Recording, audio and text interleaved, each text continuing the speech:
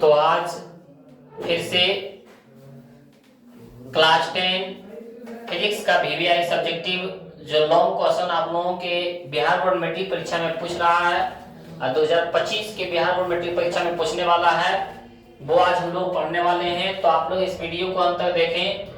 ये क्वेश्चन है, उत्तल दर्पण में सिद्ध करें कि R बराबर 2F या तो F बराबर R/2। बहुत इंपॉर्टेंट है, आपके बिहार बोर्ड मैट्रिक परीक्षा में 6 नंबर का क्वेश्चन पूछा जाता है।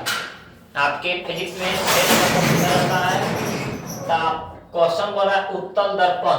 तो आइए हम लोग उत्तल दर्पण बनाने की कोशिश करते हैं। ये हमारा है मुख्य अक्ष। यहाँ से हम लोग इसको यदि हम लोग केंद्र मान लेते हैं, इसको क्या मान लेते हैं? केंद्र मान लेते हैं। और केंद्र मान के यदि हम लोग एक उत्तल दर्पण बनाते हैं तो उत्तल दर्पण के उठा हुआ तरफ दिखाई पड़ता है, धंसा हुआ तरफ दिखाई नहीं पड़ता है। तो ये हमारा हो जाएगा उत्तल दर्पण। क्या हो जाएगा? उत्तल दर्पण ये हो जाएगा हमारा। हम लोग मान लेते हैं कि M एक उत्तल दर्पण है। मिरर जिसको बोलते हैं, दर्पण को इंग्लिश में क्या बोलते हैं? मिरर। तो मिरर बोलते हैं। मिरर क्या हो गया हमारा? M। मिरर क्या हो गया हमारा? M। ये हमारा क्या हो गया? C। तो इधर भी उतना ही दूरी पर ले लेते हैं C। यही होता है ना। आप लोग क्या है कि प्रकार बॉक्स में जो होता है उसमें बनाए होंगे, तो उस तरह आप लोग बना लीजिएगा। इसको बोलता है P। क्या बोलता है? इसके मध्य बिंदु को बोलते हैं F, जिसको बोलते हैं फोकस। इसमें भी मध्य बिंदु को बोलते हैं फोकस। तो यहां से हम लोग देखते हैं कि एक किरण है, ये क्या है? ये हमारा मान लेते हैं हम, ये हमारा क्या है? मुख्य अक्ष है, जिसको हम लोग प्रधान अक्ष भी बोलते हैं। यहां से एक रेखा जो है मुख्य अक्ष के समांतर, किसके समांतर? मुख्य अक्ष के समांतर आता है और दर्पण से टकराता है, जिसका नाम है A और B। A और क्या है? B है, जो किसके समांतर है? मुख्य अक्ष के समांतर है। लेकिन आप लोग उत्तल दर्पण में पढ़े होंगे कि उत्तल दर्पण में सिर्फ F की ओर जाती हुई प्रतीत होती है, F की ओर जाती हुई प्रतीत होती है, लेकिन ये लौट जाता है सीधा ऊपर। आप लोग पढ़े होंगे। उसके बाद हम लोग यहाँ से इसको मान लेते हैं A, B, इसको मान लेते हैं C। क्या मान लेते हैं? C। हम लोग यहाँ से अब लिखने की कोशिश करेंगे। हम लोग लिखेंगे माना कि M एक उत्तल दर्पण है। क्या बोलेंगे? माना कि M एक उत्तल दर्पण है, जिसका P ध्रुव, F फोकस, C वक्रता केंद्र है। माना कि M एक उत्तल दर्पण है, जिसका P ध्रुव, F फोकस और C वक्रता केंद्र है।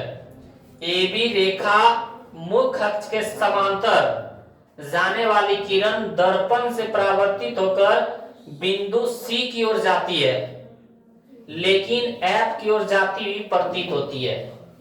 हम फिर से एक बार समझाने की कोशिश करते हैं कि माना कि M एक उत्तल दर्पण है, जिसका ध्रुव P, फोकस F और वक्रता केंद्र C है।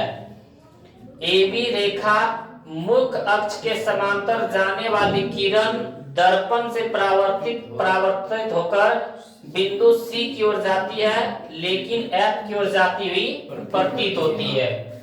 आइए ये बात को हम लोग लिखते हैं। इतना पहले हम लोग लिख देते हैं, उसके बाद फिर हम लोग आगे चलते हैं। तो यहां से लिखते हैं हम लोग कि माना कि M एक उत्तल दर्पण है। M एक उत्तल दर्पण है, जिसका ध्रुव क्या है? जिसका ध्रुव P, फोकस F, वक्रता केंद्र हमारा हो गया C। वक्रता केंद्र C है। अब हम लोग यहाँ से क्या लिख सकते हैं कि रेखा AB मुख्य अक्ष के समांतर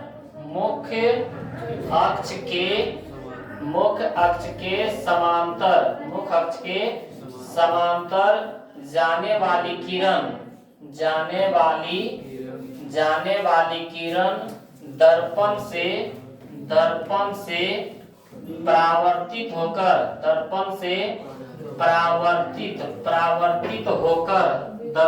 परावर्तित होकर बिंदु कहाँ तक, बिंदु सी की ओर जाती है, सी की ओर जाती है और एफ की ओर जाती हुई प्रतीत होती है, और एफ की ओर जाती हुई प्रतीत होती है।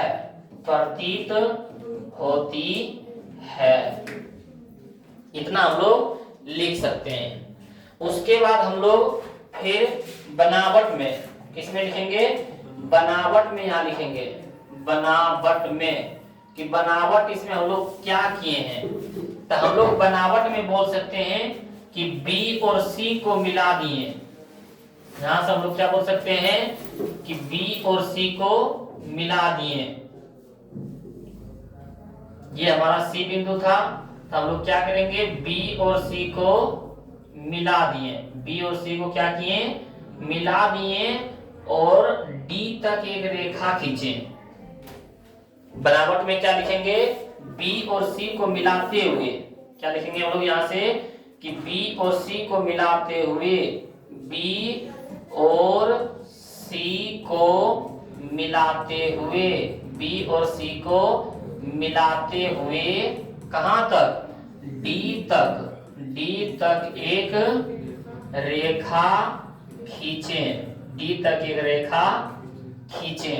अब हम लोग यहाँ से प्रमाण में लिखेंगे, किसमें लिखेंगे, यहां से हम लोग लिख सकते हैं प्रमाण में। यहां से हम लोग किसमें लिखेंगे, प्रमाण में। अब हम लोग चलेंगे क्या सिद्ध करना है, प्रमाण में हम लोग क्या चलेंगे, तो क्या सिद्ध करना है। तो यहां से हम लोग देखने की कोशिश करते हैं यदि, तो एक त्रिभुज जो है ए बी डी है, ये त्रिभुज क्या है, ए बी डी है ना, और एक त्रिभुज है इस तरह कोण डी बी सी। तो हम लोग लिख सकते हैं कि एंगल ए बी डी यानी ये कोण ए बी डी बराबर डी बी सी, ये कोण क्या लिखेंगे, डी बी सी बराबर है किसके कारण, परावर्तन के नियम से, परावर्तन के नियम से। यहाँ लिख देना परावर्तन के नियम से। कैसे, हम लोग परावर्तन के दूसरा नियम क्या पढ़ते थे, आपतित किरण, परावर्तित किरण और आपतन बिंदु पर डाला गया विलंब तीनों एक ही समतल में होता है। और दूसरा नियम पढ़े थे कि आपतन कोण और परावर्तन कोण दोनों आपस में यही पढ़े थे। तो ये कोण और ये कोण दोनों क्या है, बराबर है। एक नंबर समझ गए। दूसरा में हम लोग देखते हैं, दूसरा हम लोग क्या देखते हैं कि ये जो कोण है डी बी सी, कौन डी बी सी, और एक देखते हैं हम लोग बी सी एफ, ये वाला जो कोण है बी सी एफ, ये हमारे पास कोण है ना बी सी एफ। ये दोनों का मुख देखें एक ही तरफ है, सम्मुख कोण के कारण बराबर है। इसका भी मुख यहाँ पे है बी पर और ई भी कोण का मुख है बी पर। तो हम लोग क्या बोल सकते हैं, एंगल डी बी सी, क्या बोलेंगे, डी बी सी बराबर है किसके, सी बी एफ के, एंगल सी बी एफ के।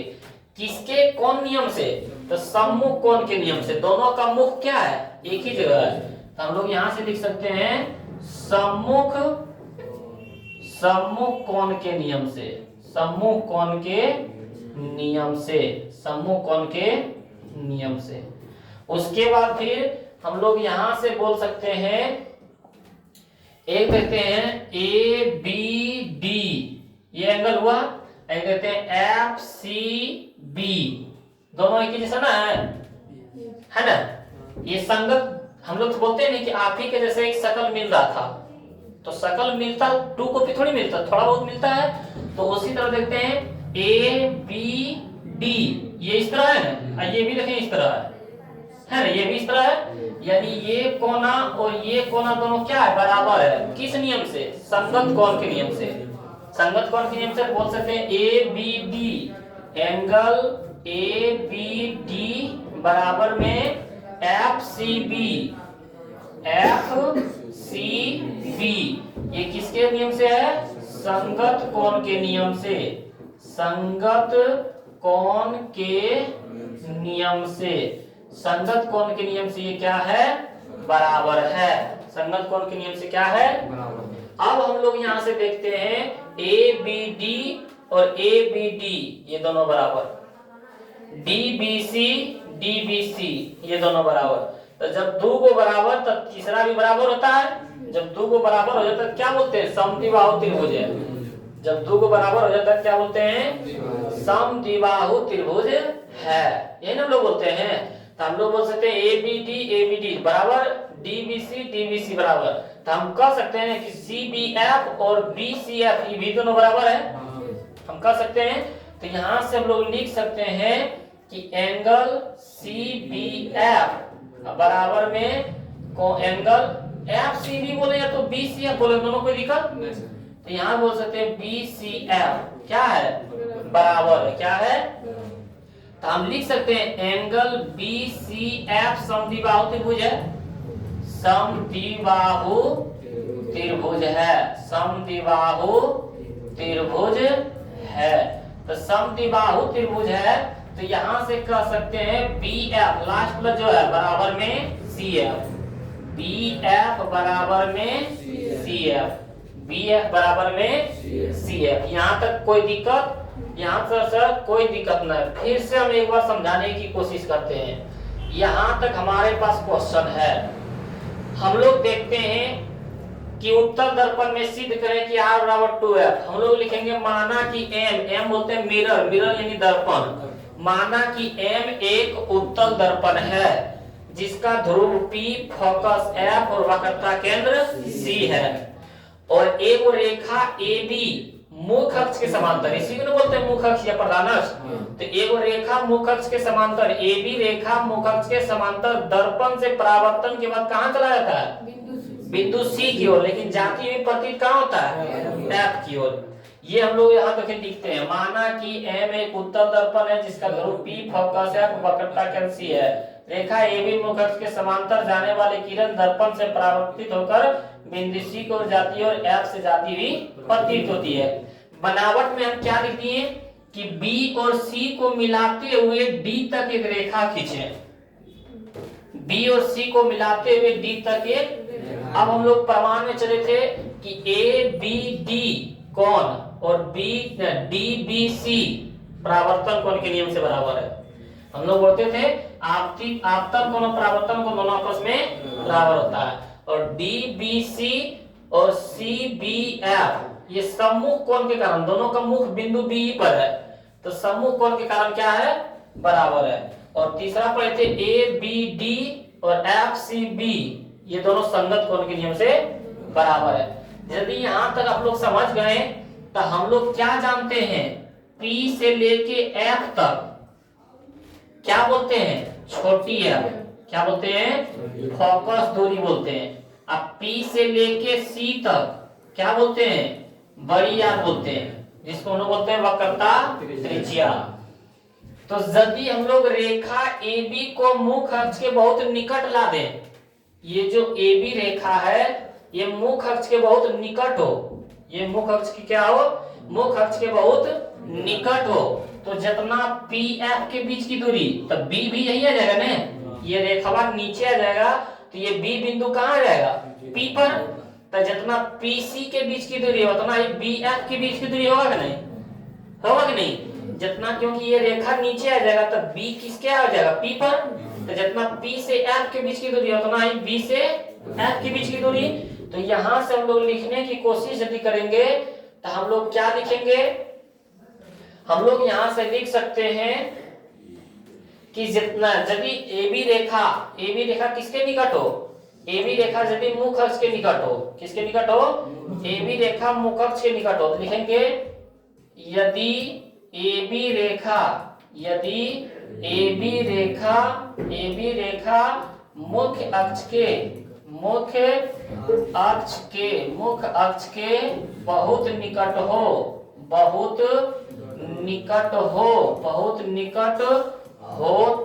बहुत निकट हो तो जितना P से F के बीच की दूरी उतना B से F के भी बीच की दूरी होगा, क्योंकि B बिंदु कहाँ जाएगा, P पर, तब P से F के बीच की दूरी उतना B से F के बीच की दूरी। यहाँ तक कोई दिक्कत? यहाँ से देखते हैं PF के PF, लेकिन BF का मान कितना है, CF, कितना मान है, CF, तो यहाँ BF के जगह पर लिख सकते हैं CF। किसी को कोई दिक्कत? यहाँ तक सर कोई दिक्कत नहीं है, यहाँ तक सर हम समझ गए। फिर से हम एक बार यहाँ समझाने की कोशिश करते हैं। हमारे पास देखिए यहाँ इतना हम लोग देखते हैं, हमारे पास यहाँ सभी का P से जुड़ा होना अनिवार्य है। किससे जुड़ा अनिवार्य है?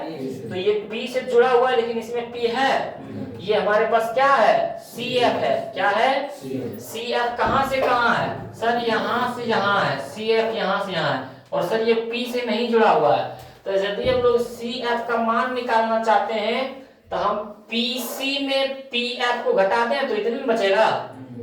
हमारे पास CF है तो CF को कैसे निकाल सकते हैं, पूरे में PC में हम लोग PF को घटा देंगे तो CF ना बचेगा। तो हम लोग CF के जगह पर क्या लिख सकते हैं, यहाँ से हम लोग बोल सकते हैं ना कि ये जो CF है उसको पूरे में PC में क्या घटा दें, PF को घटा दें तो इतने में बचेगा। CF के जगह पर लिख सकते हैं ना, देखिए ये दोनों P से जुड़ा हुआ है, PC माइनस PF किसके जगह पर लिख सकते हैं, तो CF के जगह पर लिख सकते हैं कि नहीं। तो यहाँ से हम लोग चलते हैं और यहाँ पे हम लोग क्या लिख सकते हैं, इसके जगह पर CF के जगह पर हम लोग क्या लिख सकते हैं, PC माइनस PF। तो यहाँ पे हम लोग PF को PF लिखेंगे और CF की जगह पर क्या लिखेंगे, PC माइनस PF के PF, और CF के जगह पर लिखेंगे PC माइनस PF। कोई दिक्कत? अब P से F के बीच की दूरी को हम लोग बोलते थे छोटी f, बोलते थे ना। अब P से C के बीच की दूरी बोलते थे बड़ी f, अब फिर P से C के P और F के बीच की दूरी बोलते थे छोटी f। ये F माइनस में दर्जे के, तो एगो तो पहले था, एगो माइनस में दर्जे के प्लस में, बराबर में हो गया R, F 2F बराबर में R। हम लोग कर सकते हैं यहाँ से 2 भागा में दर्जे के, 2 गुना में दर्जे भागा में, तो R बटे 2, F बराबर R बटे 2, या तो फिर बोल सकते हैं R बराबर 2F। यही से दिखाने बोला था।